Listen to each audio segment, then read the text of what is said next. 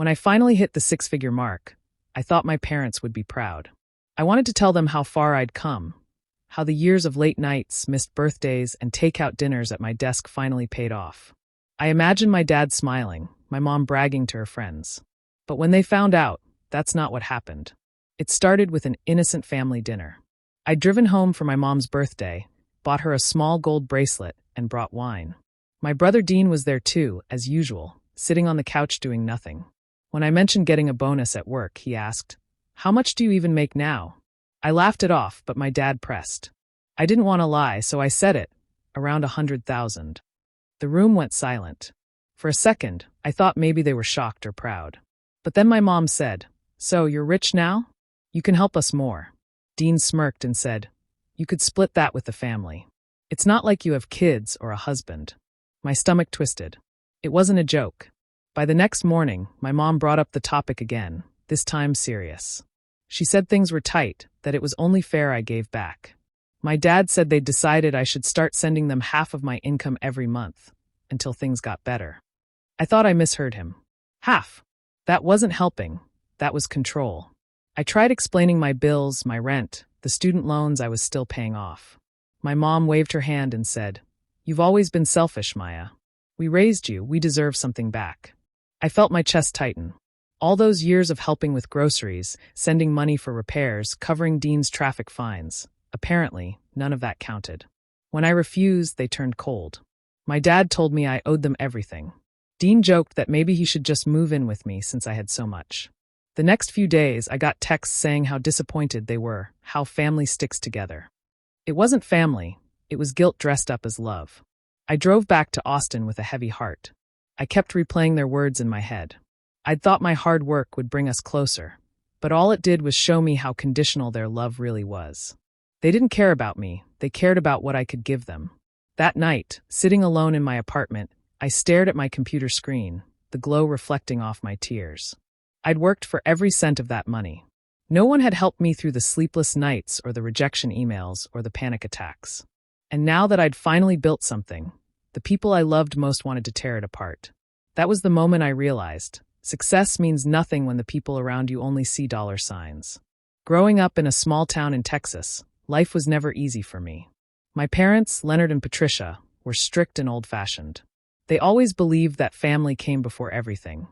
But what they really meant was that I should sacrifice everything for them. My older brother, Dean, was their golden child.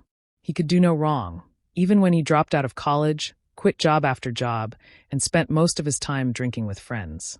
Whenever he failed, my parents made excuses for him. Whenever I succeeded, they found something to criticize. I learned early that if I wanted anything, I had to work for it myself. I got my first job at 16, bagging groceries after school. I saved every dollar I could, not for myself, but to help at home. My mom would call me selfish if I ever said no. When I left for college, they didn't help with tuition. They said they couldn't afford it, even though they still gave Dean money whenever he asked. I worked nights at a diner and spent my weekends tutoring kids just to stay afloat. Despite everything, I still sent money home whenever they asked. Sometimes it was for bills, sometimes for Dean's car repairs. They never said thank you.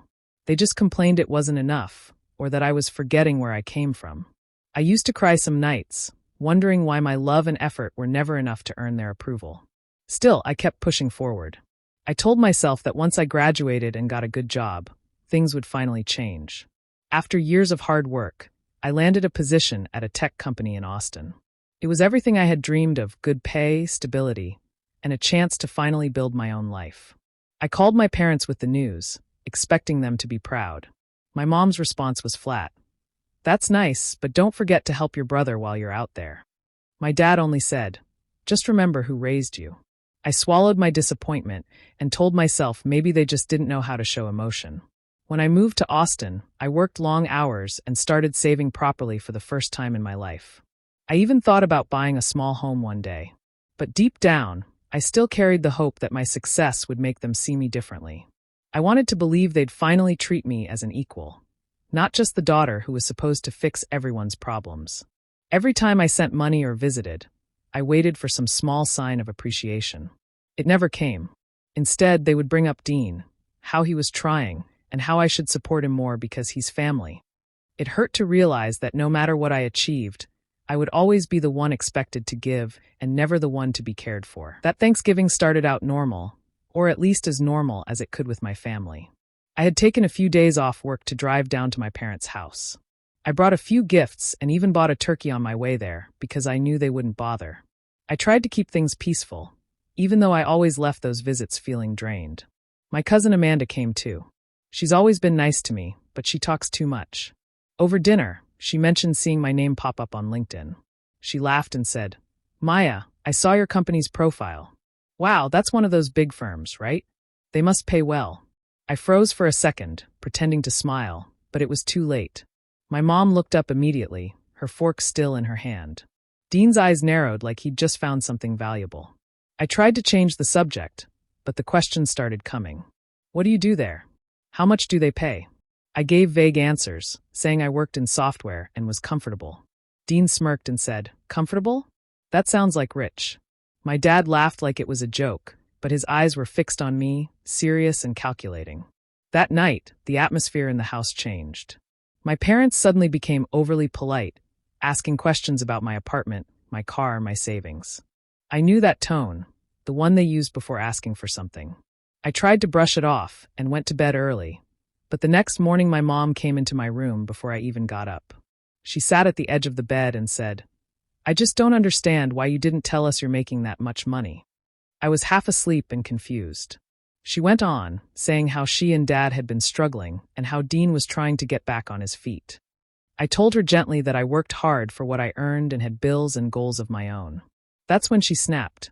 "You're being selfish, Maya. We're your family. You can't just keep all that money to yourself while we're struggling here." Later, my dad joined in. He said they'd talked it over and thought it was only fair if I sent them $50,000 a year to help everyone out. I was stunned. They were serious. I tried explaining that I couldn't just hand over half my salary, that I still had rent, student loans, and savings to think about. My dad got angry and said, "You're turning your back on your family." Dean stood by the door, arms crossed, watching. He didn't say much, but I could tell he was enjoying it. To them, my success wasn't something to celebrate. It was something to claim. That day, I realized they didn't see me as family anymore. They saw me as their bank. After that Thanksgiving visit, things got worse. I drove back to Austin hoping the argument would fade, but my phone wouldn't stop ringing. My mom called every morning, sometimes just to sigh into the phone and say, "I can't believe you've changed so much." My dad would text me about their bills and how a good daughter wouldn't let her parents struggle. I tried to be patient. I told them I could help with groceries, maybe pay for some repairs around the house. But that wasn't enough for them. When I sent a few $100s, my mom said it was an insult. She accused me of hoarding money while they suffered. My dad told me I was acting like a stranger. It hurt because I was trying to do the right thing. I wanted to support them, but not at the cost of my peace. They didn't care about that. To them, love was proven with money. Dean started joining in. He'd send long texts filled with guilt, saying things like, "You've forgotten who helped you become who you are," or, "Family shares everything, unless you think you're too good for us now." He made it sound like I owed him something. I wanted to block him, but I couldn't bring myself to. I still hoped he'd understand one day. Then they took it even further. My mom started talking to neighbors about me, twisting the story. She told them I was living rich in the city, while my family was barely surviving. Soon, I started getting calls from people I hadn't spoken to in years, saying things like, "Your parents are good people, Maya. You shouldn't abandon them." It was humiliating. They made me look like a heartless daughter when all I ever did was give. At work, it became hard to focus. My phone would buzz constantly, calls, messages, voicemails filled with guilt and anger. My mom would say things like, "We didn't raise you to be this cold." My dad would send photos of bills with captions like, "Guess you're too busy to care." Even when I ignored them, the messages kept coming. I started dreading every notification. One evening, Dean showed up at my apartment without warning. He said he just wanted to talk. I didn't let him in, but he stood at my door for half an hour, begging, then yelling, calling me selfish and ungrateful. My neighbors heard everything. After he left, I sat on the floor and cried. I couldn't understand how my own family could turn against me so easily. The more I tried to reason, the worse it got. Every kind gesture I made was met with more demands. It felt like no matter what I did, they wanted more. They didn't want help, they wanted control. And for the first time, I began to see that I was fighting a battle I couldn't win. It was a Saturday morning when I heard a knock on my door. I wasn't expecting anyone, so I looked through the peephole and froze. My parents were standing there, both of them, holding boxes.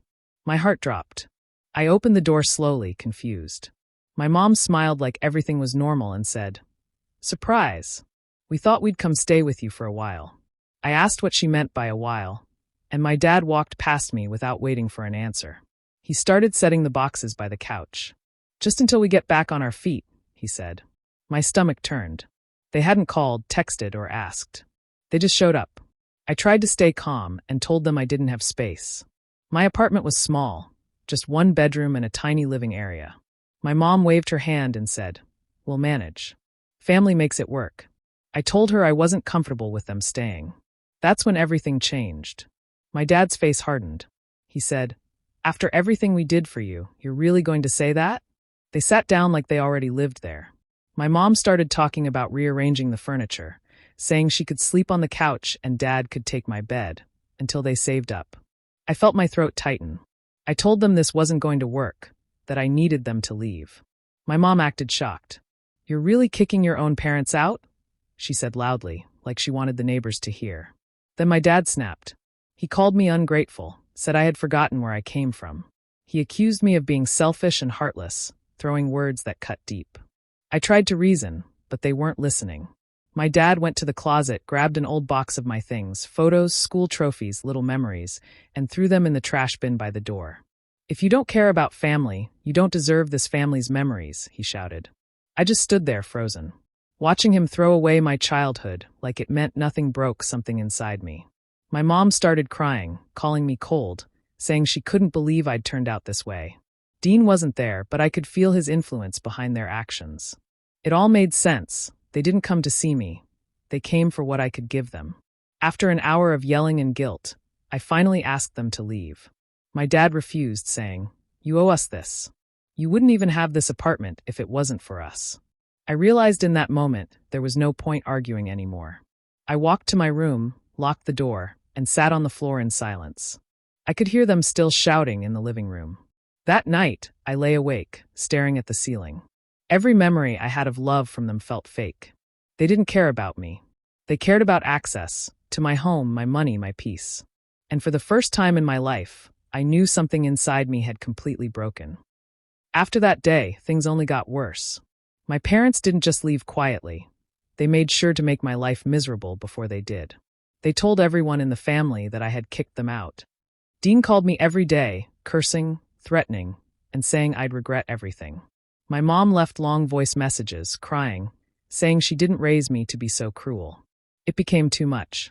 I couldn't eat, I couldn't sleep. I'd come home from work scared I'd find them waiting outside again. I knew something had to change. One evening, after another round of angry messages from Dean, I sat on my couch and made a decision. I was done. I didn't want to fight anymore. I didn't want to explain myself or beg for peace. I wanted to disappear. Quietly, completely. The next few days, I started preparing. I opened a new bank account under a different address and began moving my savings there bit by bit. I didn't want them tracing anything back to me. I also talked to my manager at work, explaining that I needed to relocate for personal reasons. I had a good record, and my job allowed remote work, so they agreed. That small yes gave me hope. At night, I started packing. Not everything, just the essentials. I sold most of my furniture online and donated clothes I didn't need. I didn't tell anyone what I was doing. I wanted no leaks, no last-minute guilt trips. I even planned my move for a weekday when everyone would be busy. My heart pounded every step of the way, but I kept going. When I finally turned in the keys to my apartment, I felt both nervous and relieved. I bought a one-way ticket to Oregon, a place I'd visited once for work and loved for its quiet. Before I left, I bought a new phone with a new number. Then I called my old carrier and disconnected my old one for good. The last step was the hardest, cutting off my name. I'd always been Maya Roberts, the daughter who helped, the sister who paid, the one everyone called when they needed something. That name carried too much pain. I filed to change it legally. When I signed the new papers, I didn't feel guilt, just freedom. The morning I arrived in Oregon, the air felt lighter. I rented a small furnished cottage near a lake, surrounded by pine trees and silence. No calls. No guilt. No expectations. For the first time in years, I wasn't afraid to wake up. I made coffee, sat by the window, and listened to the sound of the wind outside. That's when I realized I hadn't just run away. I had saved myself. And for the first time in my entire life, peace didn't feel like a dream. It felt real. When I disappeared, I knew my family wouldn't take it well, but I never imagined how far they'd go. It didn't take long before the chaos began. A week after I left, my former coworker called me on my new number, confused. She said a man named Dean had called the company, pretending to be my emergency contact. He claimed I had gone missing and demanded information about my location. My manager didn't give him anything, but I could tell they were concerned. I quickly sent an email through my lawyer, confirming I was safe and had chosen to step away from personal contact for my own well-being. A few days later, my lawyer told me my parents had filed a missing person report. They told the police I'd been acting strange before I vanished. It made me feel sick. They didn't care about me, they cared about control. The authorities reached out through my lawyer, and I gave a short written statement confirming I was alive and not in danger. I made it clear I didn't want my location shared.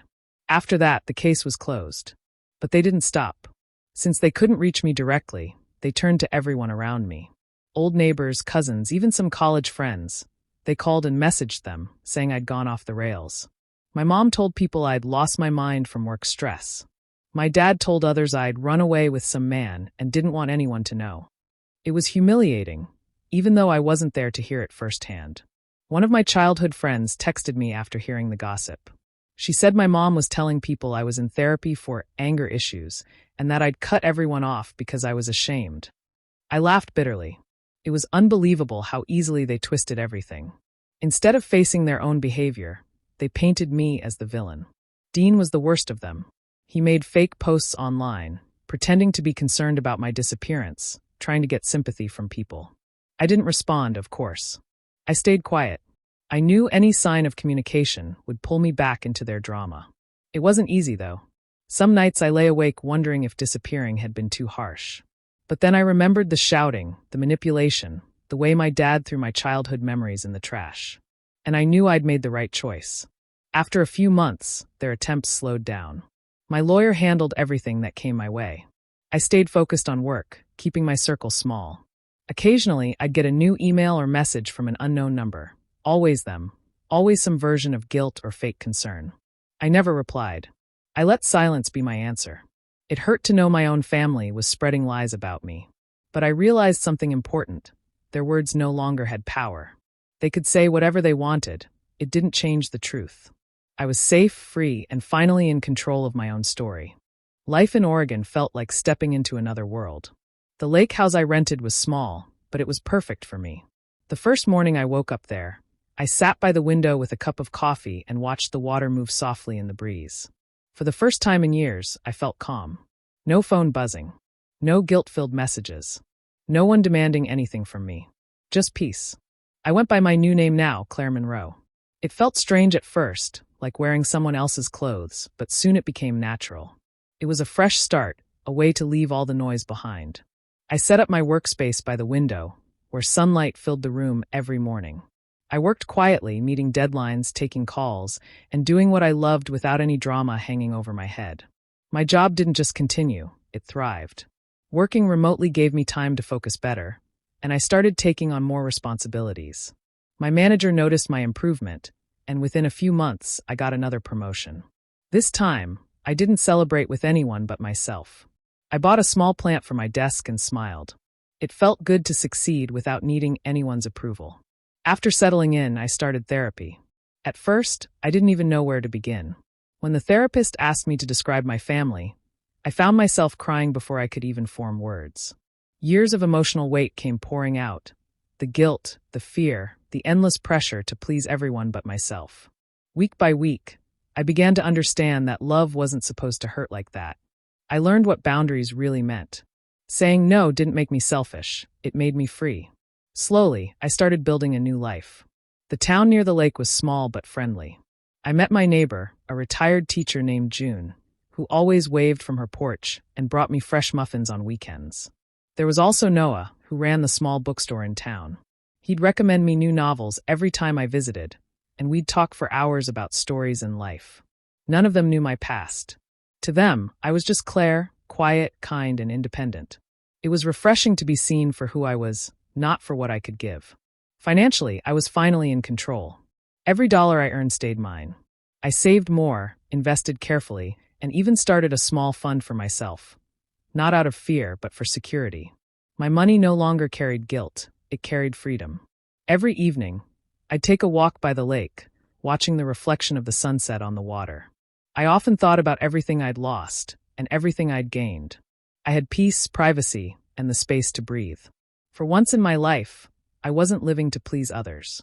I was living for me, and that felt more valuable than anything money could buy. 2 years passed quietly. By then, my life as Claire Monroe felt completely real. My days were filled with peace, work, friends, therapy, and long walks by the lake. I didn't think much about my old life anymore. It felt distant, like a story that belonged to someone else. Then one afternoon, an email arrived from an old coworker. She said someone named Dean had contacted her, asking if she could help him reach me. My chest tightened as I read his name. It had been so long since I'd heard from my brother. Curiosity made me read further. The message said Dean was desperate. His business had collapsed, and our parents were about to lose their house. He said they needed me, that I was their last hope. I sat quietly for a long time, staring at the screen. A few years ago, that message would have sent me into a panic. I would have felt guilty, afraid of being seen as heartless. But not anymore. I wasn't the same person they once controlled. I didn't owe them my peace just because they were struggling. I didn't reply.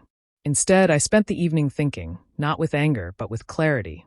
I remembered all the times they'd used love as a weapon, turning every favor into debt, every kind act into control. I remembered the tears, the exhaustion, the way they'd thrown my childhood photos in the trash the day I finally said no. I realized that no matter how much time had passed, some things didn't need reopening. The next morning, I wrote them a letter. Not an email, not a message through someone else, but a physical letter, clear and final. I kept it short, just enough to say what needed to be said. You taught me that love was conditional. I finally learned it doesn't have to be. I wish you healing, but you won't find it in my wallet. I signed it with my new name, Claire Monroe, and mailed it without hesitation. There was no anger in my heart, only calm. It was the first and last time I ever reached out. After sending it, I sat by the lake that evening, watching the sky turn pink over the water. I felt something lift inside me, like a door closing gently behind me. I knew they might curse me, call me ungrateful, or twist the story however they pleased. But it didn't matter anymore. I had nothing left to prove. That letter wasn't written to hurt them. It was written to free me. I had spent years trying to earn love that was never real. Now, I finally understood that real love didn't demand sacrifice or guilt. It allowed peace. As the sun dipped below the horizon, I whispered goodbye to the name Maya one last time. That chapter was done. The pain was over. And for the first time, I felt completely whole. Not because they forgave me, but because I no longer needed them to. Maya never went back to Texas.